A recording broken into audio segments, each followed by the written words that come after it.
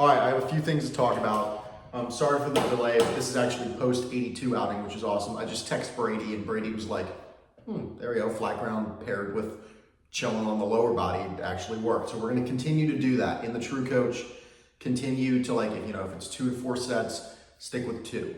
If it's 25 to 50 reps, do 25 reps, right? Let's just kind of keep that in moderation here because this is working. In terms of the split, we've been rocking with that Tuesday, Friday hybrid day with the flat grounds. And then we're gonna go like a Thursday little hybrid Rico, just because you're one of those guys who, sometimes with prep days, I threw in a custom prep for you. Sometimes with prep days, guys like to go to 60 feet and just kind of rip it. But it seems to me you love that kind of 90 to 120 distance. Anything past 150 kind of gets a little wonky, I think, because of the cutter, right?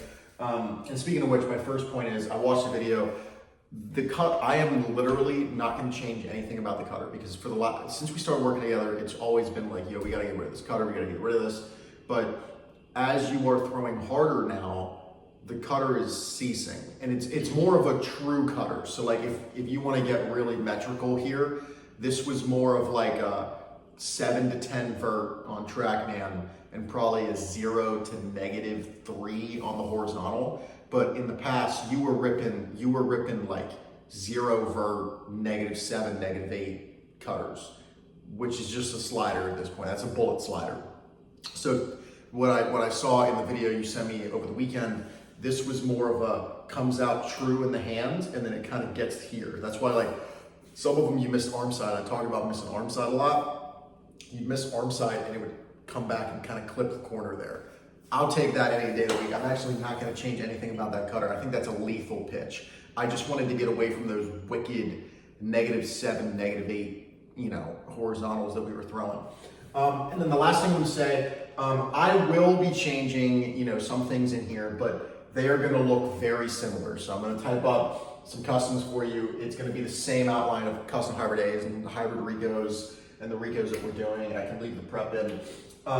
If you haven't noticed with the plyos itself for the hybrid A, it's just straight back leg, right? We're going rockers, step backs, forced hinge with the glute tilt. The whole point is we're being very lateral horizontal here and we're just sinking into that back leg with tension.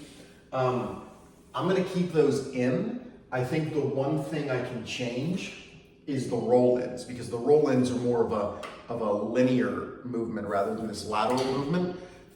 That's one thing I might change unless you like that. Because the last time we talked, we switched to flat grounds. You weren't a huge fan of the pull downs. You weren't a huge fan of the shuffles.